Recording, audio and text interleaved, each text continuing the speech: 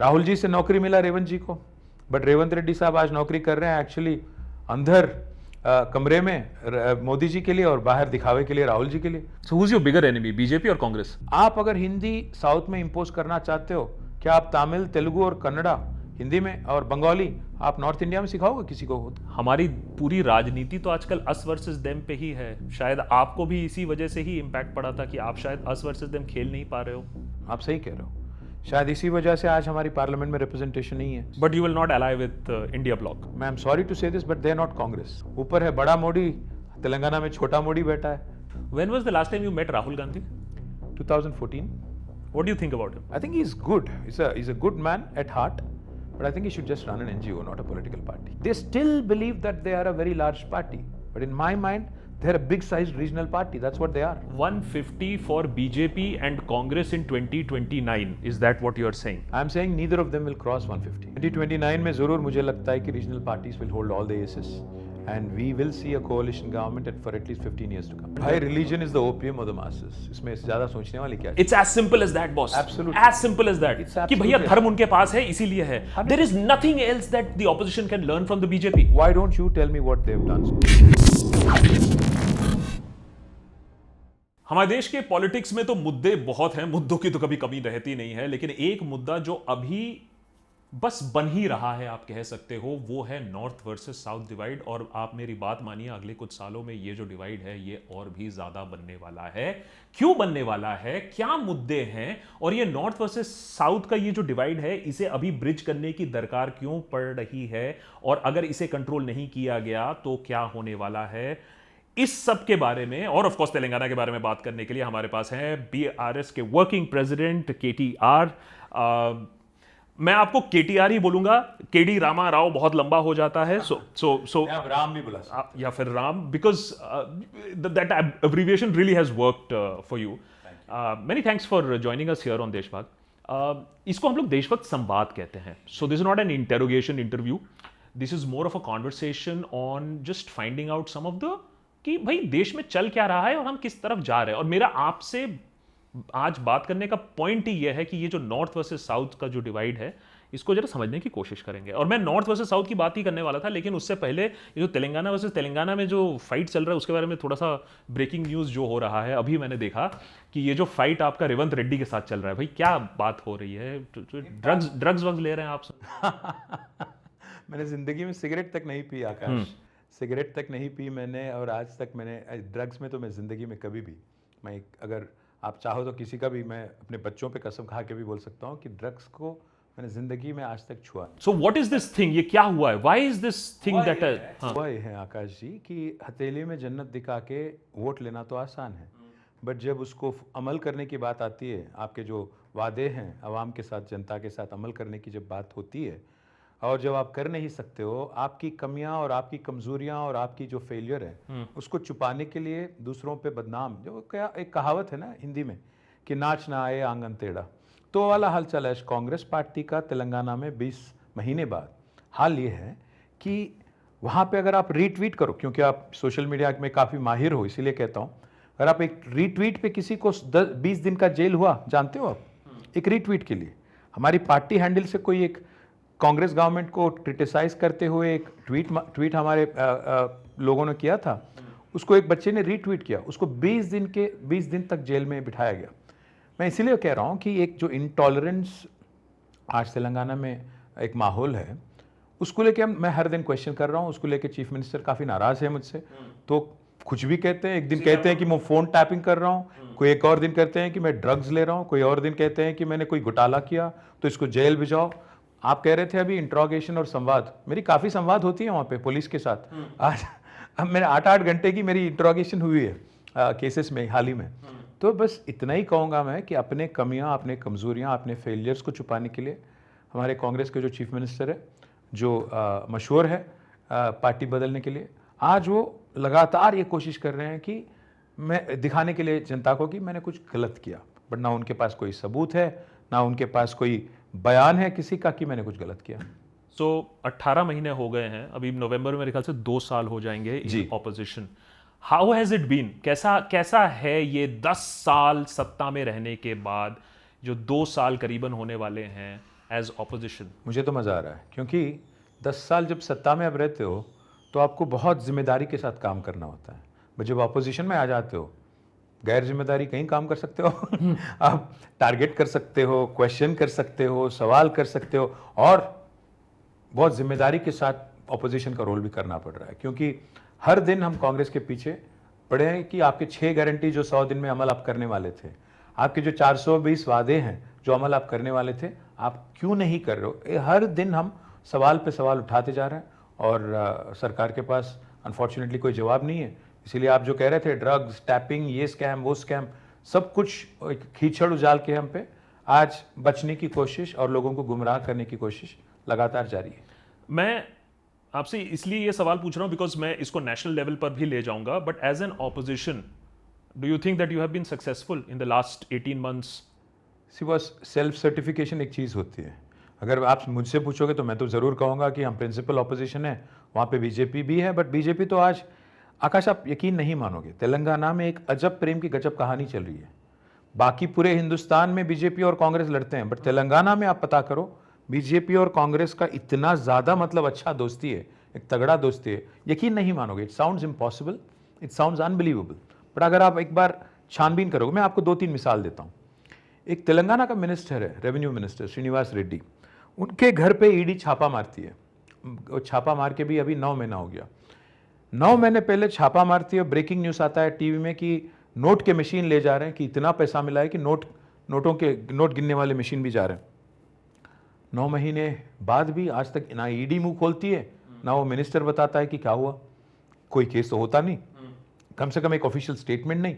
शायद washing powder Nirma वाला जो हालचाल है ना, वही यहाँ पे भी चालू है। साथ ही साथ कितना गहरा दोस्ती। चीफ मिनिस्टर पे सीधा मोदी जी आके ताना मारते हैं और क्रिटिसाइज करते हैं और बयान देते हैं कि यहाँ पे आरआर टैक्स वसूल होता है, राहुल रेवंत टैक्स, बिल्डरों से, कॉन्ट्रैक्टरों से हफ्ता वसूली होता है। कह के भी 1 साल हो गया, आज तक कोई कार्रवाई नहीं, कोई कुछ नहीं। मैं 4-5 और एग्जाम्पल दे सकता हूँ। एक वाल्मीकि घोटाला हुआ है कर्नाटक में, ईडी ने पकड़ लिया, वहाँ के मंत्री को अरेस्ट भी किया, एक बैंक मैनेजर ने खुदकुशी भी किया। 45 करोड़ वहाँ से बेंगलोर से हैदराबाद आता है पैसा, यहाँ के कांग्रेस लीडरों के अकाउंट में। आज तक एक गिरफ्तार नहीं, एक केस नहीं। ऐसे में 10 और मिसाल दे सकता हूँ कि एक जो गहरी दोस्ती है, राहुल जी से नौकरी मिला रेवंत जी को, बट रेवंत रेड्डी साहब आज नौकरी कर रहे हैं एक्चुअली अंदर कमरे में मोदी जी के लिए और बाहर दिखावे के लिए राहुल जी के लिए। तो एक गहरा दोस्ती, ये तो बड़ी बात बता रहे हैं आप। ये तो खुलेआम, ये तो ओपन सीक्रेट है तेलंगाना में। Congress BJP alliance, Congress BJP understanding, बहुत तगड़ी अंडरस्टैंडिंग है, ऐसे वैसा नहीं। एक एग्जांपल देता हूं आपको। तेलंगाना में कांग्रेस की गवर्नमेंट बनने के बाद वहाँ पे एक पूरी की पूरी एक प्रोजेक्ट कोलैप्स हो जाती है। श्रीशैलम लेफ्ट बैंक टनल में पूरा कोलैप्स हो गया, 8 लोगों की मृत्यु हो गई। आज तक कोई इंक्वायरी नहीं दिल्ली से। जब हमारे गवर्नमेंट जब थी वहाँ पे अक्टूबर 23 में, एक ब्रिज में एक छोटा सा क्रैक आ गया, एक बराज में, उसको लेके राहुल गांधी आ गए, उसको लेके रेवंत रेड्डी जी आ गए, कहे कि यहाँ पे तो स्कैम है, पूरा का पूरा बराज बह गया। और immediately NDSA, national dam safety authority पहुंच जाती है, एनडीए वाली अथॉरिटी। उन्होंने रिपोर्ट दे दिया 24 घंटे के अंदर कि भाई हो गया, घोटाला हो गया, 24 घंटे के अंदर। बट गुजरात में जब मोरबी का ब्रिज गिर जाता है, बिहार में ब्रिज गिरते रहते हैं लगातार, और तेलंगाना में भी इतना बड़ा टनल कोलैप्स होता है, कुछ नहीं, कोई कार्रवाई नहीं, कुछ नहीं, खामोश, डेफनिंग साइलेंस। बस इतना ही कहूंगा कि दोनों की गहरी दोस्ती, हमें कोई इतराज नहीं, हमें कोई फर्क नहीं पड़ता, दोनों जितना भी गहरा दोस्त बन जाए, पर जो टारगेटिंग किया जा रहा है दोनों की तरफ से, मेरे पे एक आरोप लगाता है रेवंत रेड्डी तो ईडी आ जाती है मेरे घर पे, ये कहाँ की रीत है?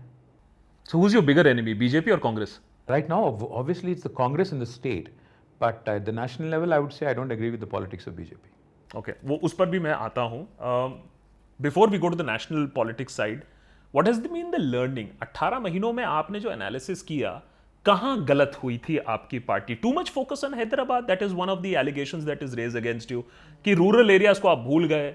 आईटी हब तो बना दिया आपने, लेकिन रूरल एरियाज में आपने फोकस नहीं कर पाए। इनफैक्ट रूरल में हमने काफ़ी ज़्यादा काम किया। इनफैक्ट जो एग्रीकल्चर में हमने जो एक बदलाव लाने की कोशिश की और जो सक्सेस भी हम हुए, शायद हिंदुस्तान के इतिहास में किसी ने इतना बड़ा सक्सेस हासिल नहीं किया। 2014 में जब हमारी गवर्नमेंट आई थी, तेलंगाना पैडी प्रोडक्शन में, क्योंकि हमारी स्टेपल क्रॉप है पैडी और राइस, तो पैडी प्रोडक्शन में हमारा रैंक था 14 पूरे हिंदुस्तान में, हिंदुस्तान के स्टेट्स में। आज तेलंगाना पंजाब और हरियाणा को पार करते हुए नंबर 1 स्टेट पे आ गई। इसलिए क्योंकि हमने ना सिर्फ प्रोजेक्ट बनाए बल्कि किसानों को पूरे हिंदुस्तान के इतिहास में जो काम नहीं किया गया वैसा काम हमने किया। रैतु बंधु करके एक स्कीम लॉन्च किया जो फार्म इनपुट हमने दिया पर एकड़। Initially we started with 4,000 and then eventually it became 5,000 rupees पर एकड़। In 11 seasons in about 8 years, 8 सालों में हमने 73,000 करोड़ रुपया 70 लाख किसानों के अकाउंट में हमने जमा किया। इसको देखने के बाद, इस सक्सेस को देखने के बाद प्रधानमंत्री किसान योजना भी वहाँ से कॉपी करके उन्होंने बनाया, प्रधानमंत्री जी ने। हमको कॉपी करते हुए कृषि आया, कालिया आया, कृषक बंधु आया, 12 राज्यों में ऐसे ही स्कीम लागू किया गया। इतना बड़ा सक्सेस था। The only state in India, एक ही स्टेट है इंडिया में, हिंदुस्तान में, जो फार्मर लाइफ इंश्योर करती है 5 लाख का रकम तक, वो है तेलंगाना। अल्टीमेटली आज तेलंगाना की जो फार्मर की जीत है in terms of their achievements, वो इसीलिए हुआ क्योंकि हमारी रूरल फोकस काफ़ी अच्छा था। पर हुआ ये है, जैसे मैंने कहा अभी, हथेली में जन्नत दिखा के, कुछ भी दिखा के, मतलब कुछ भी ख्वाब, रंगीन ख्वाब दिखा के वोट लेना आसान है, वही हुआ। 119 to 39, right? No I tell you Why? I tell you उसकी भी तो कोई वजह होगी ना। हाँ बिल्कुल है। 119 में से पहली बार जब हम जीते हमको मिला 63, दूसरी बार जब हम जीते तब हमें मिला 2018 में 88, इस बार 39। But we only lost by 1.8% vote difference, 1.8% only, and we lost about 14 seats। हम 14 सीट 5,000 से अंदर, 5,000 के अंदर वाली डिफरेंस से, लेस देन 5,000 वाली डिफरेंस से हम हार गए। हाँ, कुछ कमियां, कुछ गलतियां, कुछ कमजोरियां ज़रूर थे हम में, इसीलिए तो लोगों ने तीसरी बार हमें चुना नहीं।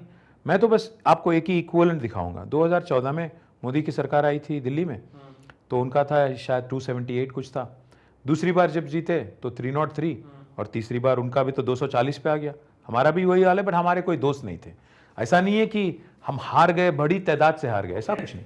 सो यूर ओके, फेयर इनफ। और स्टेट में मैं वापस भी आऊंगा, और भी सवाल है मेरे पास, but I wanted to, because मुझे नेशनल पॉलिटिक्स में जो हो रहा है मुझे काफ़ी दिखता है, और मुझे बड़ा सरप्राइज लगता है कि जिस रेट पर चीज़ें हो रही हैं।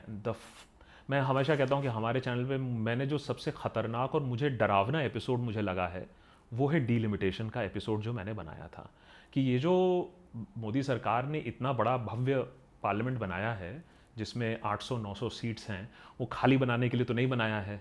तो जिस तरीके से बड़ी सटीक तरीके से प्लानिंग हो रही है, and then suddenly this whole delimitation हमारे ऊपर आएगा, मेरे ख्याल से हम लोग को उसका टेक्टोनिक इम्पैक्ट भी समझ में नहीं आ रहा है कि नॉर्थन स्टेट्स के पास कितने एमपीज हो जाएंगे और सदर्न स्टेट्स के पास कितने एमपीज रह जाएंगे।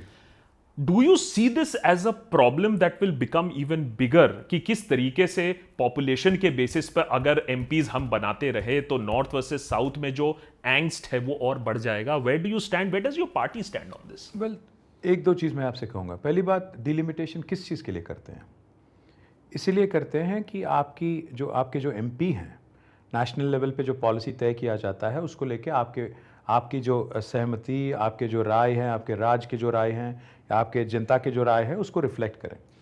और प्रोपोर्शनेट रिप्रेजेंटेशन अल्टीमेटली होना चाहिए, एक मकसद है डिलिमिटेशन का। और साथ ही साथ डिलिमिटेशन का एक और मकसद भी है कि डिसेंट्रलाइज्ड तरीके से एडमिनिस्ट्रेशन भी चलना चाहिए, जनता के काफ़ी करीब अपने रिप्रेजेंटेटिव को रहना चाहिए। हिंदुस्तान में जब कॉन्स्टिट्यूशन 1950s में जब इनिशियली इंट्रोड्यूस किया गया, रिपब्लिक डे के दिन जो 1951-52 में इंट्रोड्यूस किया गया, तब से लेके उसमें लिखा गया साफ साफ कि हर 10 साल में एक बार सेंसस होगा, और सेंसस के साथ ही साथ डिलिमिटेशन किया जाएगा, and basis was population to ensure appropriate proportionate representation.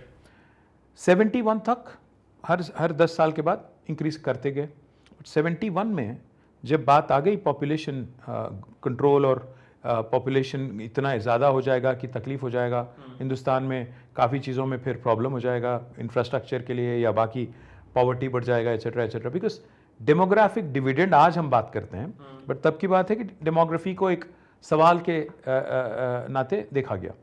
तो तब ये तय किया गया था कि 71 में सेंसस होने के बाद ये तय किया गया था कि अभी हम सीट नहीं बढ़ाएंगे, जो 543 है उसको वहीं तक रखेंगे, और फैमिली प्लानिंग लागू करेंगे और पूरा हिंदुस्तान में लागू करेंगे। और अल्टीमेटली ये जो 2001 तक 30 साल तक नो मोर डिलिमिटेशन करके एक एक्ट कॉन्स्टिट्यूशन अमेंड किया गया था। कॉन्स्टिट्यूशन अमेंड करने के बाद फैमिली प्लानिंग जो भारत सरकार ने स्टार्ट किया, कैंपेन लॉन्च किया, उसको लेके अगर आप देखेंगे तो साउथ में फैमिली प्लानिंग बहुत ज़बरदस्त इंप्लीमेंटेशन किया गया। अगर आप पॉपुलेशन देखेंगे 71 और 2011 वाला या अभी लेटेस्ट वाला 2011, तो केरला में 69% ग्रोथ आपको दिखेगा, तमिलनाडु में 89% ग्रोथ, तेलंगाना 130% ग्रोथ। पर अगर आप देखेंगे नॉर्थ इंडिया में, बिहार में 239%, राजस्थान में 200%। तो आज क्या हो गया कि जो स्टेट फैमिली प्लानिंग ठीक से लागू नहीं किए, जो भारत सरकार की बात नहीं माने, आप उनको अगर रिवॉर्ड करोगे, उनको अगर आप प्रोपोर्शनेट इंक्रीज करके उनको अगर ज़्यादा आवाज़ दोगे पार्लियामेंट में, और जिन्होंने आपकी बात मानी और जिन्होंने फैमिली प्लानिंग लागू की उनको अगर आप पनिश करोगे, ये कहाँ की जस्टिस है। दूसरी बात मैं ये भी पूछना चाहता हूँ, India is A union of states. India जो है, भारत जो है, एक बहुत डाइवर्स नेशन है। अगर आप होमोजिनस कंट्री होते तो प्रोपोर्शनेट नहीं भी होता, शायद ठीक होता, बट इतना डाइवर्स देश में अगर आप किसी का आवाज़ दबाओगे इसीलिए क्योंकि उन्होंने आपकी बात मानी, तो ये तो अनजस्ट हो गया। यही आवाज़ हमारी पार्टी आज नहीं, 2022 से हम लोग बात करते आ रहे हैं लगातार कि ये तो गलत है, डिलिमिटेशन ऑन पॉपुलेशन बेसिस गलत है, क्योंकि this will increase federal inequity, this will increase fiscal centralisation. आज अगर आप देखेंगे हिंदुस्तान में, अगर बुलेट ट्रेन आती है, साउथ में तो नहीं आती, दिल्ली और मुंबई के बीच में चलेगी अहमदाबाद के जरिए। और अगर आप सेमीकंडक्टर इंडस्ट्री अगर आप लाना चाहोगे तो पूरा भारत सरकार के हाथ में पूरा का पूरा पकड़ है, तो सब कुछ गुजरात ले जाना चाहते हैं। तो ये जो फिस्कल और पॉलिटिकल पावर सेंट्रलाइजेशन है, किसी एक रीजन का या किसी एक पार्टी के हाथ में होना बहुत बहुत खतरनाक है हिंदुस्तान की फेडरल बैलेंस के लिए। इसीलिए हम अपोज करते हैं, क्योंकि जो 25% पॉपुलेशन था आज़ादी के बाद 1948 में, 1947 में साउथ इंडिया का जो 4 राज्य थे तब 25% पॉपुलेशन था। आज फैमिली प्लानिंग की वजह से वो घट के आज 19% पे आ गया। तो आप 6% अगर हमारे सीट काटोगे तो ये तो गलत है। यही हमारी आवेदना है, यही हमारी रिक्वेस्ट है भारत सरकार से कि आप दो चीज़ हैं। एक तो है कि अगर आप डिलिमिटेशन करना ही चाहोगे, मैं तो कहता हूं अगर डिलिमिटेशन का मकसद ये है कि आपके सांसद आपके साथ रहें और करीब रहें, आवाम के करीब रहें, जनता के करीब रहें, तो एमएलए सीट बढ़ाओ, ज़्यादा एमएलएस बढ़ाओ, because first port of call always MLA होता है, एमपी नहीं। तो ज़्यादा एमएलए सीट बढ़ा दो और हर राज्य में बढ़ा दो। एमपी प्रोपोर्शनेट रखो। एमपी जो आज की संख्या है 71 वाली सेंसस की, वही संख्या रखो। अगर आज प्रोपोर्शनेट इंक्रीज करो, अगर करना है, जैसे अगर आप यूपी में 2% इंक्रीज करोगे तो तेलंगाना में भी 2% इंक्रीज करो। अगर आपको करना है संख्या तो जरूर करो, पर प्रोपोर्शनेट करो। अगर डिस्प्रपोर्शनेट करोगे, क्योंकि इफ इट सूट्स यू, क्योंकि भाजपा का साउथ में पकड़ नहीं है और नॉर्थ में पकड़ है और नॉर्थ से मैं सरकार बना लूंगा, ये अगर मन उन्होंने बना लिया, फिर तो झगड़ा जरूर छेड़ेंगे आप। एक तो हो गया आपका फाइनेंशियल, जिस तरीके से डेवल्यूशन की बात हो रही है, सेंट्रल का कंट्रोल बढ़ जा रहा है। दूसरा हो गया डिलिमिटेशन में पावर्स जो बढ़ जाएंगे, और तीसरा जिस तरीके से द फॉल्ट लाइन जो अब और ज्यादा क्रिएट हो रहा है वो है हिंदी इम्पोजिशन का जो मामला है। We have already seen it in Tamil Nadu, now we are seeing it in Maharashtra, Karnataka में भी हमने देखा है। Where does Telangana stand in this? क्योंकि मुझे लग रहा है कि बंगाल में भी जिस तरीके से अब वो जो बंगाली स्पीकिंग पॉपुलेशन के खिलाफ जो बोल रहे हैं, that is also becoming, Mamata Banerjee is already started tapping into that issue also. तो क्या तेलंगाना में this can be used by parties? See, Telangana, would you use it? Telangana is where the north meets south. Telangana is the melting pot. अगर आप देखेंगे हिंदुस्तान की जो एक map है, अगर आप देखेंगे जियोग्राफिकली, हम लोग एकदम बीचों बीच हैं। तो नॉर्थ और साउथ की मिलन, जहाँ डोसा और परोठा की मिलन होती है, वो है हैदराबाद। तो मैं इतना ही कहूँगा कि अगर आप हिंदुस्तान के अगर आप 28 जो राज्य हैं, अगर आप उनकी एक बार डाइवर्सिटी के बारे में अगर बात करेंगे, हिंदुस्तान में तो कोई राष्ट्रीय भाषा तो है नहीं। Every language, I think more than 22 official languages is what we have. Yes. And then we have more than 300 unofficial languages, some of which don't even have a script. And in India, Bharat में हर 250 kilometre में हर चीज़ बदल जाता है। Culture, language, dialect, eating habit, हर चीज़ बदलता है। तो ऐसे देश में जहाँ हर किसी को अपना एक स्वेच्छा है, हर किसी को अपना लिबर्टी है कि कि आप कौन से रिलीजन फॉलो करोगे और कौन से भाषा आप बोलोगे, कौन से डायलेक्ट में बोलोगे और कौन सी चीज़ आपको खाना है।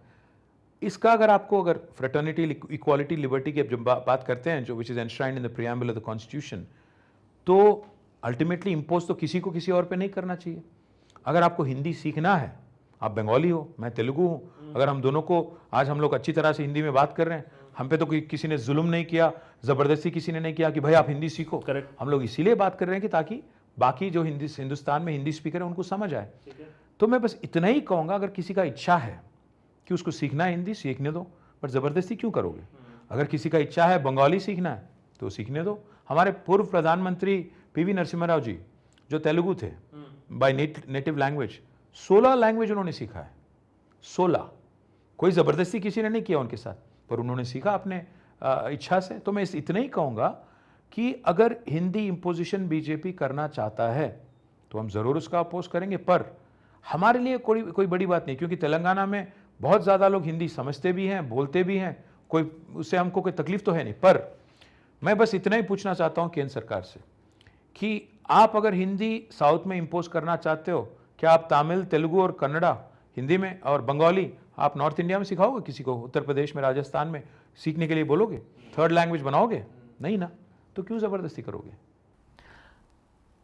Do you think that, because I think आपके और रेवंत रेड्डी सरकार में एक जो मुझे कॉमनैलिटी मिलती है वो ये है कि हैदराबाद को as a cosmopolitan centre of business को दिखाने की कोशिश हुई है। आपने डेफिनेटली शुरुआत की थी, I think that policy is still being continued, because अभी मैंने कल परसों फिर से वो ऐड देखा था कि everybody is welcome here.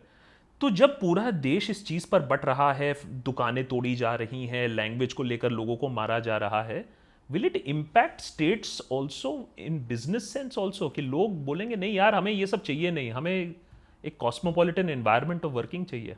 Akash, honestly I think we hype it up.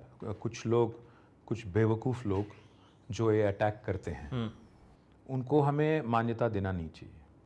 कुछ गिने चुने लोग जो फिंगर टिप्स पे हम लोग काउंट कर सकते हैं, वो ऐसे हरकत करते हैं। उनको ज़्यादा मान्यता दे के, उनको ज़्यादा उनके जो बेवकूफ़ी है उसको ज़्यादा महत्वपूर्ण बना के बताना भी हमारे लिए गैर जिम्मेदारी बात है। मैं बस इतना ही कहूँगा कि ये देश कभी नहीं बटेगा, और ऐसे छोटे छोटे इश्यूज़ पे तो कभी नहीं बटेगा, क्योंकि हमारी जो हिस्ट्री है, हमारी जो इतिहास है साथ साथ रहने की, इसको कोई नहीं तोड़ सकता। ऐसे बेवकूफ़ लोग, जो छोटे छोटे लोग जो टेम्परेरी अपने गेन्स के लिए कुछ करते हैं, उसको ज़्यादा मान्यता देना नहीं चाहिए, पहली बात। दूसरी बात, अगर कोई कोशिश भी कर रहा है कि मैं आप पे इम्पोज करूँगा और आपको बोलना ही, अगर महाराष्ट्र में रहना है तो मराठी बोलो, या कर्नाटक में रहना है तो कन्नड़ा बोलो, ये गलत है। क्योंकि आप ये नहीं चाहते कि हिंदी आप पे इम्पोज किया जाए, आपको भी तो किसी और पे इम्पोज नहीं करना है ना। आपको भी तो किसी और पे ये इम्पोज नहीं करना कि आपको मराठी बोलना है या कन्नड़ा बोलना है या तेलुगु बोलना है। Do you think it's a reverse reaction, it's a reaction to the Hindi imposition, और it is on itself only? I think it's by default, us versus them is an easy battle to Yes. fight. So I think what lot of times there is politics which is unseen, sometimes seen very openly and overtly, and sometimes covertly, which is at play. Nothing more, nothing less. The आम आदमी of Bharat, आम आदमी जो भारत का नागरिक है, उस आदमी को इस सब चीज़ से नहीं फ़र्क पड़ता।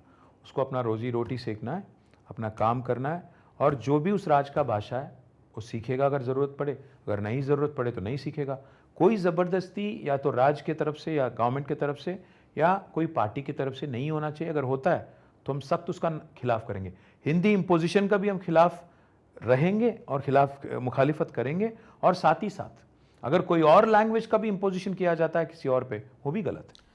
आप कह रहे हो कि अस वर्सेस देम से फर्क नहीं पड़ता है? हमारी पूरी राजनीति तो आजकल अस वर्सेस देम पे ही है। शायद आपको भी इसी वजह से ही इम्पैक्ट पड़ा था कि आप शायद अस वर्सेस देम खेल नहीं पा रहे हो। अस वर्सेस देम तो खेलना आसान है और उससे बच के रहना बहुत बहुत मुश्किल है। आप सही कह रहे हो। शायद इसी वजह से आज हमारी पार्लियामेंट में रिप्रेजेंटेशन नहीं है। 2014 में हमारे 11 सदस्य थे, 2018 में 19 में हमारे 9 सदस्य थे, आज 0 है। इसलिए क्योंकि पोलराइजेशन हो गया और सारे के सारे माइनॉरिटी भाई हमारे कांग्रेस को वोट दे दिए, बीजेपी के क्या बोलते हैं खौफ में, और बाकी लोगों को लगा कि हम इररिलेवेंट है नेशनल स्टेज पे, तो उन्होंने भी वोट नहीं दिया। You are right that politics of polarization has taken center stage. But my firm belief is that this country is mature enough to see this as a passing phase. I don't think this is here to stay for long. Then let me bring in my next question. If you are saying it is a passing phase, अगर आपको लगता है कि हमारा country इतना strong है और इतना फेविकॉल का जोड़ है, टूटेगा नहीं, तो काउंटर कैसे करेगा? बिकॉज माई अदर डिसअपॉइंटमेंट, और ये मैं बार बार हमारे चैनल पर भी रेस करते रहे हैं, the tragedy of our country is की the government that we have and the opposition that we don't have.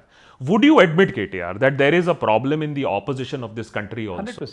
100%. See, because आपको अगर आप देखेंगे इतना फ्रैक्चर्ड है ऑपोजिशन, इतना ज़्यादा फ्रैक्चर्ड है और एक दूसरे का बनता नहीं है, तो we have our differences, we have our problems, and therefore the incumbent government looks very very strong. But the fact of the matter is, अगर आप एक बार आराम से बैठ के, मतलब विदाउट एनी बायस अगर आप देखेंगे, आज पिछले अगर 96 से लेके आज तक और 91 से आज तक मेजॉरिटी गवर्नमेंट एक पार्टी की कितने साल रह चुकी है? 91 से लेकर आज तक 35 इयर्स में बहुत कम, बहुत कम. पिछले ऑफ कोर्स पिछले 10 साल मोदी जी की गवर्नमेंट थी, बट अभी तो उनका भी कोalition गवर्नमेंट है, कोalition गवर्नमेंट. करेक्ट. तो मेरा तो ये मानना है कि दोनों नेशनल पार्टी, बीजेपी और कांग्रेस, दोनों भी आगे आने वाले पार्लियामेंट इलेक्शन में 150 नहीं पार कर पाएंगे. तो इसीलिए all the strong regional forces will have a larger role to play, and that's why I believe India cannot be broken. India cannot be broken as Bharat को तोड़ नहीं सकते, इसीलिए क्योंकि अगर हम सबकी स्टेक है भारत में, भारत सरकार में और भारत की तरक्की में, भारत की विकास में, रीजनल पार्टीज, स्टेट्स, हर किसी का अगर भागीदारी है तो भारत को कोई नहीं तोड़ सकता. वरना ये जो लॉपसाइडेड बिजनेस है, डिलिमिटेशन को लेके साउथ को मार्जिनलाइज किया जाए या हिंदी इंपोज करके एक भाषा हो पूरा राष्ट्रभाषा, ये सबको लेके बहुत प्रॉब्लम हो सकता है, ये सबको लेके बहुत दिक्कतें आ सकती है. बट वरना अगर स्ट्रॉन्ग रीजनल वॉइसेस रहेंगी, जैसे बंगाल में ममता दीदी है, जैसे KCR है तेलंगाना में, तमिलनाडु में स्टालिन है, ऐसे लीडर अगर उनको प्रोत्साहन मिलता है आवाम की तरफ से, जनता की तरफ से, तो जरूर I think it is good for the country, good for our unity. 150 for BJP and Congress in 2029. Is that what you are saying? I am saying neither of them will cross 150. For that, regional parties will have to be strong. Absolutely. लेकिन आपको लगता है कि regional party strength की तरफ जा रही है या वीकनेस की तरफ जा रही है? That is the other developing political scenario that I see. Why is it कि रीजनल पार्टीज इतना स्ट्रगल कर रही है? कौन सी रीजनल पार्टी है that is becoming bigger at this point of time? मैं एक बात बताता हूं आपको, अगर आप देखेंगे हिंदुस्तान में बीजेपी को अगर किसी ने रोका, उनकी ग्रोथ को किसी ने अगर रोका, तो है रीजनल पार्टीज. अगर आप देखेंगे दिल्ली में आम आदमी पार्टी जब आई, they were successfully able to withstand the might of BJP. Telangana, it was us, the BRS, which was able to do it. Tamil Nadu में स्टालिन जी, बंगाल में ममता दीदी. ऐसे ही अगर आप देखेंगे पूरे हिंदुस्तान में 13 ऐसे पार्टी थे जिन्होंने नॉन अलाइन होते हुए, ना एनडीए के साथ ना इंडिया के साथ, नॉन अलाइन होते हुए लड़ा इलेक्शन. जैसे YSRCP हैं आंध्रा में और केरला में CPM है. तो ऐसे पार्टीज जो which are neither in NDA nor in India, I think they will hold the aces tomorrow. It is not going to be a bipolar contest, a straight face-off between the two blocks. मैं उम्मीद करता हूँ, मैं विश्वास भारतीय जनतंत्र में और लोकतंत्र में मैं बहुत ज़्यादा करता हूँ, इसलिए क्योंकि मुझे विश्वास है कि जनता ये देखेगी कि आज 12 MP के साथ आंध्र प्रदेश में चंद्रबाबू नायडू जी क्या क्या कर पा रहे हैं, साथ ही साथ नीतीश जी 12 MPs के साथ क्या क्या कर पा रहे हैं. 16 MP हैं सॉरी चंद्रबाबू नायडू जी के, और 12 MP के साथ नीतीश जी अपना पाउंड ऑफ फ्लैश कैसे एक्सट्रैक्ट कर रहे हैं. मैं विश्वास करता हूँ, मैं विश्वास रखता हूँ जनता में, तेलंगाना की जनता में और बाकी हिंदुस्तान की जनता में भी, कि जब अपने अपने रीजनल पार्टीज को चुनेंगे और उनका एक महत्वपूर्ण रोल होगा दिल्ली में, ज़रूर इसका नतीजा, इसका एक भलाई, उससे उभरने वाली भलाई फिर राज को मिलेगा, ये एहसास हो जाए. तो पिछले 5 सालों में ऐसा क्या हो गया है? I can understand your thought process, और इसीलिए आप भी TRS से BRS बने. You have also had national aspirations. Regional parties फिर नेशनल पार्टी के तरफ रुख क्यों नहीं कर पा रही हैं? आपने आम आदमी पार्टी का एग्जांपल लिया. Look at what has happened. Mamata Banerjee could not expand out of West Bengal. Why is it that regional parties are not being able? Is it a leadership problem? No, in fact, it's a fundamental problem, much more fundamental problem. Why did TRS become BRS? TRS is Telangana राष्ट्र समिति. But अगर तेलंगाना राष्ट्र समिति को बाहर जाके महाराष्ट्र में या कई और राज्य में लड़ना है, तो तो हमें तो नाम बदलना था, वरना हमें तेलंगाना पार्टी बुलाया जाता। True. मैं आपको एक एग्जांपल देता हूँ। मैं एक बार गोवा गया था, मंत्री कोई मीटिंग था वहाँ पे, तो मैं मंत्री था तेलंगाना का, तो एक मीटिंग में गया, वहाँ पे कोई एक मीटिंग थी, तो वहाँ पे जाते ही मैंने ममता जी का पोस्टर देखा वहाँ पे टीएमसी का। टैक्सी वाले से पूछा मैंने, कौन है ये तो बांग्ला पार्टी है सर, उनका सीधा जवाब। तो द आइडेंटिटी पॉलिटिक्स आज जो होता है कि ये नेशनल पार्टी है, नेशनल लीडर है, वो वाला जो पहचान बनाने की जो बात होती है, पैन इंडिया वाली पहचान, वो थोड़ा मुश्किल हो जाता है स्टेट लेवल पार्टीज को। बट अगर आप एक बार इतिहास भी देखोगे, हिस्ट्री भी अगर आप देखोगे, भारतीय जनता पार्टी जो आज इतना तगड़ा लगती है आपको, जो इतना स्ट्रांग लगता है, एक समय था उनके भी 2 एमपीज थे। तो वक्त लगता है, समय लगता है, you know, it can not be a immediate like a medium term, short term kind of effort अगर सस्टेन्ड आप करोगे और दिल लगा के करोगे, मैं पूरा विश्वास रखता हूं कि भारत राष्ट्र समिति, टीएमसी, आम आदमी पार्टी, ये पार्टी उभरेंगी, उठेंगी और परफॉर्म भी करेंगे उनके राज्य में और बाहर वाले राज्यों में। KTR, if I ask you what is your national agenda, आप क्या जवाब दोगे? बीजेपी जब 2 से बनी 303 also, they had a very clear nationalist agenda, हम 370 मंदिर, वो आप किस प्रॉमिस के साथ जाओगे? अब की बार किसान सरकार, हमने यही नारा दिया था महाराष्ट्र में जब हम एंटर हुए थे, क्योंकि जो काम हमने किया किसानों के लिए तेलंगाना में, जिसको लेके हमें इतना ज़्यादा सक्सेस मिला फार्मिंग में, आज Telangana is like I just told you, paddy production में हम नंबर 1 हो गए। जो काम तेलंगाना में किसानों के लिए किया गया, हिंदुस्तान के इतिहास में किसी ने नहीं किया, वही एजेंडा लेके हम हिंदुस्तान में हमारा agenda did not translate into votes, which is fine, there is no harm in trying, गलती तो है नहीं, एक एजेंडा तो है, एक पॉलिसी है। एक और एग्जांपल आपको मैं देता हूँ, पूरे हिंदुस्तान में अगर आप पूरे नदियाँ देखेंगे, यमुना हो, गंगा हो, गोदावरी हो, कृष्णा हो, जितने भी नदी हैं, कुल मिला के 40,000 टीएमसी वाली पानी उसमें बहती है कैपेसिटी। हिंदुस्तान के ड्रिंकिंग वाटर नीड्स और कुल मिला के हिंदुस्तान के अगर खेती के लिए आपको हर 1 इंच को अगर पानी देना है इन नदियों से, पूरा मिला के आपको 20,000 TMC is more than enough. पर आज तक इतने सरकार बदले, आज तक कोई यूटिलाइज नहीं करता है पानी को, पानी बेकार में समुद्र में जाता है। हिंदुस्तान में आज अगर आप देखेंगे, कुल मिला के 4 लाख मेगावाट से ज़्यादा बिजली की कैपेसिटी है, इंस्टॉल्ड कैपेसिटी, पर काफ़ी सारे गांव हैं जहां आज तक बिजली नहीं पहुंचती है, उसका यूटिलाइजेशन, ऑप्टिमाइजेशन नहीं होता। तो ये जो रिसोर्सेस हैं और नीड है, उसकी मैपिंग जो नहीं होती, ये हमारा एजेंडा था, इसको लेके हम चले थे आगे। But unfortunately we lost it home. पहले इसीलिए घर पे जीत के बाहर आने वाली जो बात होती है, that's why we want to regain Telangana, then start looking beyond our boundaries. But you will not ally with India bloc? Principally because of one simple thing, there are main opponents in Telangana. Otherwise, we don't have many large differences. आज जो कांग्रेस है तेलंगाना में, मैं I'm sorry to say this, but they are not Congress. They are a hybridized version of Congress and BJP. ऊपर है बड़ा मोदी, तेलंगाना में छोटा मोदी बैठा है, तो वहाँ पे तो ज़्यादा फर्क नहीं है। बीजेपी जो केंद्र में और दो तेलंगाना में जो कांग्रेस है, ज़्यादा फर्क नहीं है। In fact Revanth Reddy is the छोटा Modi, in case you didn't get what I said. I get it. क्योंकि मुझे लगा आप कोई फिर बीजेपी लीडर को बोलोगे छोटा मोदी, तो मुझे तो ज़्यादा फर्क नहीं लगता। कांग्रेस जो तेलंगाना में, जो जैसा मैंने कहा, जो इंटॉलरेंट माहौल है, एक प्रोफेसर थे अशोका यूनिवर्सिटी को जिनको जेल में डाल दिया एक पोस्ट के लिए, और तेलंगाना में एक रीट्वीट के लिए 20 दिन वाली जेल, क्या फ़र्क है भाई? कहाँ टॉलरेंस है इंडिया ब्लॉक में और कांग्रेस में? राहुल गांधी जो बार बार बतियाते रहते हैं बुलडोजर राज यूपी में, तेलंगाना में बुलडोजर उनकी कस के चल रही है, यहाँ तो आवाज तक नहीं उठाते हैं। क्या कमजोरी है? पैसा मिल रहा है पूरा तेलंगाना से, एटीएम बन गया आपके लिए, इसीलिए मुंह नहीं खोलोगे। तो इसलिए मैं कहता हूं, आज बीजेपी में और कांग्रेस में क्या फर्क है, आप मुझे बताओ। When was the last time you met Rahul Gandhi? 2014. What do you think about him? I think he's good. He's a good man at heart, but I think he should just run an NGO, not a political party. You are treading into the nepotism No, territory. not nepotism. No, not at all. Not at all. I see. But Rahul Gandhi and you are also similar in that way. Exactly. That's what I'm saying. I'm a second generation politician also. Rahul is 4th or 5th generation. Correct. But जब राहुल गांधी की party जब हम पे ताना मारता है कि यहाँ तो नेपोटिज्म चल रहा है, मैं हंसूं या रोऊं? जो 4था और 5वां जनरेशन का पॉलिटिशियन पार्टी चला रहा है, उनकी पार्टी आके अगर मेरे पे ताना मारता है कि यहाँ तो डायनेस्टी चल रहा है, मैं क्या बोलूं यार? आप मुझे समझाओ। तो मतलब कांग्रेस का ये जो डबल स्टैंडर्ड, दोगलापन है, कस के गाली देते हैं अदानी को दिल्ली में, यहाँ पे तो पूरा उसके चीफ मिनिस्टर अदानी के साथ हर दिन धंधा करता है। तो मैं क्या बोलूं उसको, छोटा मोदी बोलूं या छोटा राहुल? तो मैं आपको आकाश बस इतना ही बताऊंगा, ये जो मैरिज ऑफ कन्वीनियंस है, ये जो हिपोक्रेसी है कांग्रेस की, that is the problem. And second is Congress is arrogance. They still believe that they are a very large party. But in my mind, they're a big sized regional party. That's what they are. Let them come to terms. See, why did UP में क्यों उनकी गठबंधन loose कर गई? जरूरत से ज्यादा वो सीट ली ना आपने.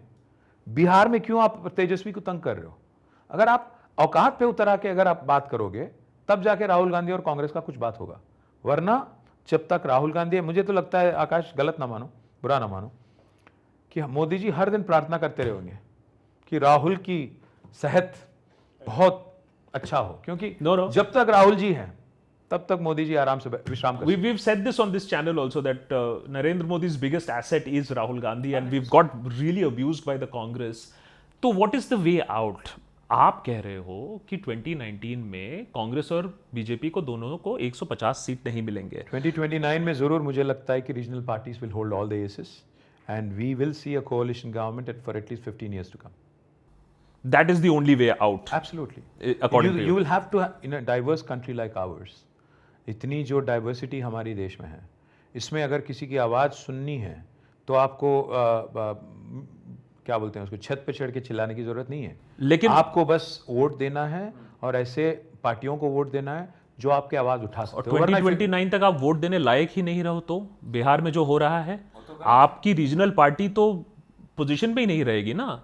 गेम ऐसा खेला जाएगा और उसके लिए I don't see the voices being raised at this point of time. Do you think adequate voices are being raised by the regional parties? Absolutely not. In fact, what is keeping us away from raising our voices? In fact, मैं जा रहा हूँ 29 तारीख के दिन election commission से मिलने. उन्होंने बुलाया हर पार्टी को, पॉलिटिकल पार्टी को, और मैं 29 तारीख दिल्ली जा रहा हूँ चीफ इलेक्शन कमिश्नर से मिलने और हमारे राय बताने. मैं ज़रूर आवाज़ उठाऊंगा और कहूँगा कि जो भी हो रहा है बिहार में ज़रूर गलत है, इसमें कोई दो राय तो है नहीं, पर जिम्मेदारी किसका है आकाश? प्रिंसिपल ऑपोजिशन कौन है हिंदुस्तान में आज? ऑपोजिशन लीडर कौन है? कम से कम हम हमारी तरफ देख रहे हो? कम से कम हमारा कोई आउटरीच किया उन्होंने कि भाई पॉलिटिकल डिफरेंसेस तो है हमारे, पर साथ चलो इस मुद्दे पे, क्यों नहीं चलेंगे? उनके तरफ से कोई काम होता है? उनके तरफ से कोई एक बार दोस्ती की हाथ बढ़ती है आगे? नहीं. तो हमें अगर आवाज़ उठाना है बिहार में जहाँ हमारा कोई स्टेक नहीं है, क्यों उठाएंगे आप बताओ? And the kind of political witch hunt जो हो रहा है, एक तो रेवंत के साथ आपके जो हो रहे हैं और करप्शन एलिगेशंस लग रहे हैं, that is a very well known thing. But what would you से कि जो नेशनल आर्क जो एक बन रहा है कि जो भी रीजनल पार्टी, रीजनल लीडर आवाज उठाएगा, थ्रेड बनेगा, उस पर ईडी का रेड होगा, उस पर सेंट्रल इन्वेस्टिगेटिव एजेंसीज काम करेंगी, ये जो पैटर्न है, क्या लोगों को ये पैटर्न दिख रहा है या लोगों को ये पैटर्न बताया जा सकता है? How does it work? I think जो बीजेपी के लीडर, अगर आप बीजेपी में शामिल हो जाओगे कोई और पार्टी से, आप पे सारे केसेस माफ़ किए जाएंगे, जैसे हिमंता बिस्वा शर्मा पे किया गया, जैसे बाकी कई सारे लीडर हैं. सीएम रमेश हमारे राज्य के थे, सुजना चौधरी जो अन्य पार्टी में थे तो केस लगे, जब भाजपा में चले गए तो ख़त्म. तो ये तो सबको पता है, ऐसा नहीं है कि नहीं पता है, बट लगता है कि लोगों को फ़र्क नहीं पड़ता इस बात से. तो आज मैं एक और चीज़ भी आपको कहूँगा, हैरान हो जाओगे आप. आपको लगेगा कि मैं हमेशा गोइंग बैक टू तेलंगाना भी तो सेम चल रहा है कांग्रेस का. यही तो डबल स्टैंडर्ड है. मैं यही बार बार यही कह रहा हूँ. जब बीजेपी की जो डबल स्टैंडर्ड की बात होती है, मैं आपको एक अजब सा एग्जांपल देता हूँ. जब अपने ऊपर ईडी का केस लगता है, राहुल जी आक्रोश व्यक्त करते हैं कि ये तो गलत है, विच हंटिंग है. पर जब सेम ईडी हम पे आता है, कांग्रेस तो खुशियाँ मनाती है तेलंगाना में, तो हम कैसे उन पे तरस खाएं और कैसे ये बात करें? और सेम कांग्रेस हम पे एजेंसी छोड़ती है और हम पे भी सेम विच हंट करती है तेलंगाना में. तो ज़्यादा फर्क नहीं है बीजेपी और कांग्रेस का जो politics with respect to agencies. आपको एक समय याद होगा, सीबीआई को कांग्रेस ब्यूरो ऑफ इन्वेस्टिगेशन कहा गया था. आज बीजेपी आई तो ईडी उनकी टूल बन गई. तो कांग्रेस और भाजपा में कोई ज़्यादा फर्क नहीं है in terms of abusing these institutions to their political benefit. दोनों ने भी किया. देन इसीलिए मैं कह रहा हूं कि अगर आप एक थर्ड पार्टी को, एक इंडिपेंडेंट पार्टी को, अगर इनको क्या बोलते हैं, लगाम जो एक क्या बोलते हैं उसको, to hold the leash, to rein the in, अगर आप मौका दोगे तब जाके कुछ होगा डेमोक्रेसी में. वरना इतना ज़्यादा अथॉरिटी अगर कोई एक आदमी को, एक पार्टी को मिलता है, तो ज़रूर कांग्रेस ने अब्यूज़ किया, ये भी कर रहे हैं. And what makes you think that Modi Shah will step back या उनको कोई रेन इन कर पाएगा? बिकॉज अभी तक तो बेलगाम है अभी। हिंदुस्तान की जनता करेगी और कोई नहीं कर पाएगा, क्योंकि जब तक उनके पास एब्सोल्यूट पावर होगा, power corrupts, absolute power corrupts even more, that we all know. And today's India is one where people don't seem to care enough whether a politician is facing an inquiry or otherwise. So जब तक ये uncheck जाएगा, जब तक ये बात समझ नहीं आती और अनब्रिडल्ड पावर मिलता रहेगा, तब तक ये नहीं रुकी। But the opposition also has to understand कि कुछ तो किया होगा मोदी शाह ने कि उन लोग को इतना पावर जो मिला है, जो थर्ड टर्म इन पावर है, चलो ठीक है, they are not a majority government, they are a Religion minority. is the opium of the masses. इसमें ज्यादा सोचने वाली क्या चीज? It's as simple as that boss, as simple as that कि भैया धर्म उनके पास है इसीलिए है। There is nothing else that the opposition can learn from the BJP. Why don't you tell me what they've done so that I understand and I'll outwit them? I'll give you a very small example because मैं social media में रहता हूं। बताइए। Tell me विच party 10 साल में 11 साल में BJP की 10% भी है to project itself on social media. Aam Aadmi Party had tried once upon a time where 2014 2015 organization, media outreach and everything is not bought. No, I'll tell you, आकाश, आप पॉडकास्ट करते हो, आप बात करते हो, देशभक्त आप चलाते हो। मैं आपको एक सवाल करता हूँ, आपका सबसे तगड़ा एपिसोड कौन सा था जिसमें ज़्यादा एक्साइटिंग प्रोवोकेटिव बातें होती है, उतना ज़्यादा उसका व्यूअरशिप मिलता है? जो नॉर्मल सेन कॉन्वर्जेशन होता है उसका ज़्यादा व्यूअरशिप नहीं मिलता ना। मैं बस इसलिए कह रहा हूँ कि सोशल मीडिया में प्रेजेंस एक चीज़ है, सोशल मीडिया नेटवर्क बनाना, ऑर्गेनाइजेशन बनाना एक चीज़ है, बट उसको सक्सेसफुल बनाना दूसरी चीज़ है, क्योंकि you need the material to excite and entice and provoke people. That's what BJP does so good. The whole Hindu Muslim thing, you know, corona के समय आपको याद होगा क्या क्या किया गया था। तबलीगी जमात। तो मैं बस इतना ही कहूँगा कि to provoke people is the easiest thing in the world. Us versus them is the easiest thing in the world. That's what they're good at. Show me, same BJP, can they show me some outstanding development work that they've done and that has really created ripples in social media? Can you share those with me? If you were at the national opposition at this point of time, what would you have done to expose the BJP? Oh, so many things. Tell me. The falling bridges in Gujarat, the falling bridges in Bihar. If I was Rahul Gandhi, I would go and visit each of those bridges and show to people कि काम कुछ नहीं हो रहा है. The terrible infrastructure in national highways, the outstandingly terrible performance in medical and educational fields. Nothing has happened in the last 11 years. और जो ये बार बार बतियाते रहते हैं 5 ट्रिलियन इकोनॉमी, मैं पूछना चाहता हूँ क्या कहाँ आपकी सरकार ने इतना ज़्यादा परफॉर्म किया जिसको लेके आप खुश हैं? आप तो नेचुरल ग्रोथ जो हुआ उसको दिखा के आप अपने आप को शाबाशी दे रहे हो, है कहाँ? Where is the growth that you've been talking about? Unfortunately, and where are all the promises? Why does the national opposition does not question it? 2022 तक बुलेट रेल दौड़ना था, 2022 तक हर किसी के पास घर होना था, 2022 तक हर किसी के घर में नल होना था, 2022 तक 5 ट्रिलियन इकोनॉमी बनाना था। आज तो 25 में हम लोग क्या कर रहे हैं? राहुल जी भारत जोड़ो करके चलते हैं, पर गुजरात जब आती है तो राइट टर्न लेके चले जाते हैं। तो ये कहाँ की रोल है अपोजिशन का? आप कह रहे हो कि 2029 तक और भी जो सच्चाई है वो दिख जाएगी, 150 तक इन लोग रिस्ट्रेन हो जाएंगे, लेकिन दूसरी तरफ कमज़ोर हो रहे हैं। मैं कह रहा हूँ कि आप देखेंगे तो ये ऑपरेशन सिंदूर के बाद, अगर जब से ट्रंप ने एक बयान दिया कि मैंने बोला इनको कि वॉर रोको, सीज फायर करो, तब से the whole nationalistic agenda of BJP certainly taken a hit without a question. I am not saying, see every Indian who had seen the Pahalgam attack was mighty offended, mighty hurt. और हर किसी के मन में ये था कि बदला लेना चाहिए, और हर किसी के मन में ये भी था कि कुछ इस बार तगड़ा किया जाएगा। पर जब आज तक पहलगाम वाला आतंकवादी मिलता नहीं है, आज तक जो ऑपरेशन सिंदूर करके जो एक ऑपरेशन किया गया और बीच में रोक दिया गया, और किस वजह से रोका आज तक अगर भारत सरकार खुल के नहीं बोलती है तो हम क्या समझें?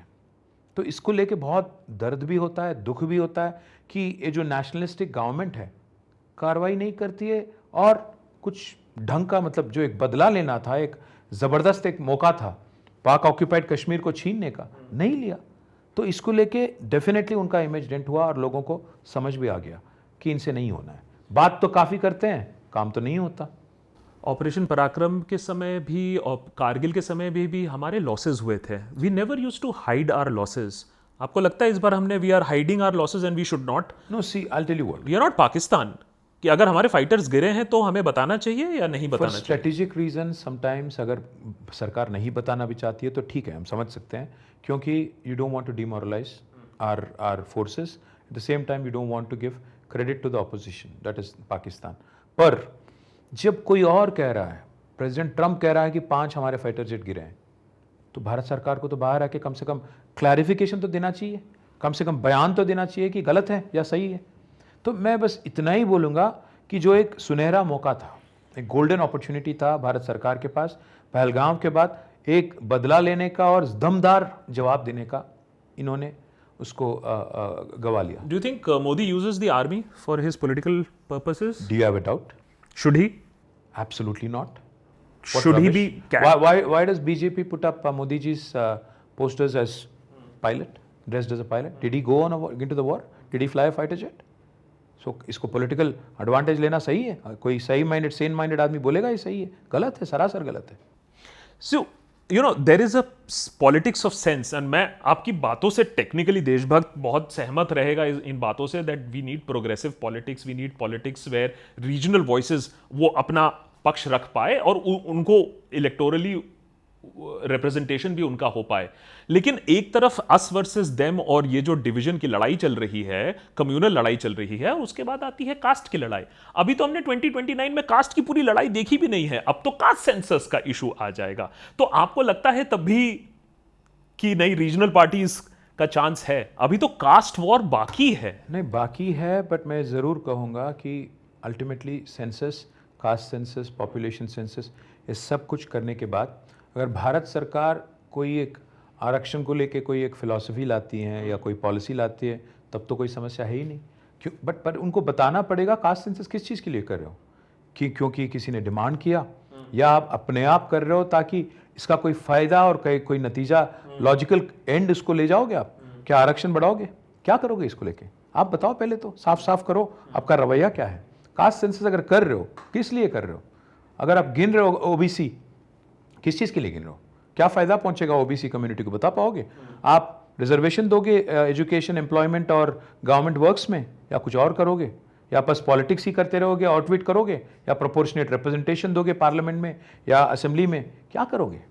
ये बता के फिर अगर आप करोगे तो उसका कुछ, उसको लेके कुछ बात बनेगी, वरना बस टाइम पास करोगे और पॉलिटिक्स करोगे इसको लेके, तो ज़रूर, जैसा आपने कहा, ज़रूर उसको लेके फाइट भी होगा। So given the fact that there is a अच्छा, is India bloc dead to you or is it still alive? Where is India bloc? Okay. Name me the weakest opposition ever according to you in the history of India. अगर मैं आपसे पूछूं। नहीं, मैं बस ये तो ज़रूर कहूँगा, सी until early 90s it was only Congress, if you remember. So the opposition was as good as dead. At least now there are fragmented voices. Do you think opposition requires numbers or opposition requires voices? Because I can count to you voices during emergency also. The George Fernandeses of the world and the Lohiites of the world also. You'll not like my answer. Opposition also requires strong media. Okay. See, even if there were voices, those voices were heard because media was not so fearful, not so worried, not so controlled, subservient. No, I will use the word subservient. Okay. I would simply say media has lost its spine in this country, without a question. And the only media. Mainstream media. Absolutely. The independent media, the social media is where people like us are heard. Otherwise, no mainstream media will show this. आपने social media cultivate किया है। I know you are taking the time out, no कि अरे questions दिखाओ, nothing like that, but आपको लगता है कि पॉलिटिशियंस यूजुअली इस तरीके का बर्ताव रख रहे हैं? ऑपोजिशन की बात कर रहा हूं, बिकॉज मैं आपसे यह भी कह सकता हूं कि there are many opposition leaders जिनसे मैं कहता हूं कि आइए बैठ के बात करते हैं, and they are very reluctant to do it, and they will go to the mainstream channels और वहां गाली खाएंगे बैठकर। बहुत ज्यादा खाएंगे। तो ये भी होता है। बिल्कुल होता है। ट्रेडिशनल मीडिया तो जैसा आपने कहा, I think it is totally become subservient to people who run the government in the country. At the same time, I think independent media is also being stifled. Social media is being stifled. There are voices, which, I mean, I'm sure you're a target of many trolls across the country, and so are we all in the opposition. But Good thing is at least we have a platform. Good thing is at least our voices are being heard, even if it is by only those people, those limited echo chamber that we all live in. End of the day, ultimately, आवाज़ कम से कम उठाने की और कम से कम एक आवाज़ देने की एक प्लेटफॉर्म तो मिली है. But I would say one thing Akash, कि अगर आप 78 ईयर्स ऑफ इंडिपेंडेंट इंडिया देखेंगे, हाँ इन्फॉर्मेशन तो काफ़ी है, बट मिस इन्फॉर्मेशन उससे ज़्यादा कहीं ज़्यादा है आज हिंदुस्तान में. और साथ ही साथ अपोजिशन भी है, काफ़ी ज़्यादा है, काफ़ी ज़्यादा पार्टी हैं, पर उतने ही ज़्यादा मतलब फ्रैक्चर्ड है. That is the challenge of India's polity today. Information भी है, मिस इन्फॉर्मेशन भी है, अपोजिशन भी है, फ्रैक्चर्ड भी है. So where does BRS go from here? What is your strategy? I mean, are you going to focus अभी भी national politics पर, या फिर आप बोलोगे नहीं यार मुझे अभी पहले home base पर focus करना होगा, I need to look at that We first. have to win back home first. I mean, जब अगर घर पे आपकी कोई इज्जत नहीं होती है तो बाहर कौन इज्जत देगा. तो तेलंगाना तो पहले जीतेंगे वापस जीत के फिर बाद में I think will take I think will also come back very strong with at least 14 to 15 MPs back to parliament, and then you'll see us taking an active role in national politics as well. But our epicenter will remain Hyderabad. Our politics and main stage will continue to remain Hyderabad and Telangana. And what about all the allegations? Does it bother you at this point of time? मैंने हर दूसरे दिन जो allegations आपके ऊपर आ रहा है, मैं तो ड्रग वाला केस तो ऐसे ही है, वो तो खैर छोड़ दीजिए, बट द करप्शन केसेस जो आपके ऊपर every other day जो allegation लग रहे हैं, वो how you 2 साल हो गया करीब गवर्नमेंट को बनते हुए. कितने दिन तक एलिगेशन करते रहोगे? कम से कम एक तो प्रूव करो यार. पूरा एडमिनिस्ट्रेशन आपके हाथ में है, होम मिनिस्टर आप हो, पूरे एजेंसीज आपके साथ हैं. कम से कम एक में आपके पास अगर कोई सबूत है तो बता दो दुनिया को, और फिर डालो जेल में. कौन रोक रहा है आपको? And what's the plan, Mane, for getting the state back? Mane, there is a strategy? One day at a time. One day at a time. We are working hard to make sure that our voices are heard, people's aspirations are met with, and more importantly, I think, रोज रोज नहीं मरना है आकाश. एक बार मरेंगे, एक बार जिएंगे. तो बस हमें तो लड़ेंगे, हमें तो लड़ना ही है, और कांग्रेस और बीजेपी दोनों के साथ लड़ेंगे. और जैसा इंडिपेंडेंटली 2014 में जीते हैं, 18 में जीते हैं, और 2023 में जो 1.8% के साथ हारे हैं, उसको ध्यान में रखते हुए इस बार गलती कम करेंगे. ऐसा नहीं कहूँगा, हम तो मानव मात्र हैं, तो गलतियाँ तो होंगी, बट कम करेंगे. और आप बायोलॉजिकल हो, आप कह रहे हो? Okay, I think so. सो या गलतियाँ कम करेंगे और वापस आएंगे. And you are optimistic about the democratic future of this country and the fact that we are not more heading towards one party, one rule, one nation, one ruler, one supreme leader? There is no way that in 2029 one party will come back. So there's no question of one party coming back, no question of one leader, being bigger than India, bigger than the country itself. So yes, absolutely. I'm an impatient optimist though. I wish it happened sooner than later. I wish we did not have to wait until 2029. I wish India voted for a government which took heed of where the country should rightly, एक last चीज़ मैं एक कहूँगा मेरे तरफ से. China और India, एक story, एक अगर आप एक समांतर अगर आप दिखाना चाहोगे, एक पैरेलल ड्रॉ करना चाहोगे, 1985 तक India was larger economy. 1986-87 similar sized economy. Today they are 6.5-7 times bigger than us. What changed? They had a vision, they had a purpose. They went after it with single-minded focus. हम लोग क्या कर रहे हैं? जातवाद की और मजहब के नाम पे, बकवास चीज़ों पे, जिन चीज़ों को लेके अल्टीमेटली किसी को ना रोटी मिलती है, किसी को ना कुछ उससे फ़ायदा मिलता है सिवाय पॉलिटिशियंस को और पॉलिटिकल पार्टीज़ को. ऐसे चीज़ों में हम लोग लगे हैं. इसलिए चीन आज 7 गुना बढ़ा है हम उनकी इकोनॉमी. वो लोग कम्पीट कर रहे हैं यूएस के साथ. वो लोग कम से कम हमारे तरफ देख भी नहीं रहे यार. हम बात करते रहते हैं बीच बीच में कि हमें चीन के साथ लड़ना है. नहीं भाई, वो लोग आपकी तरफ नहीं देख रहे हैं. वो लोग बिजी हैं अमेरिका के साथ लड़ने में.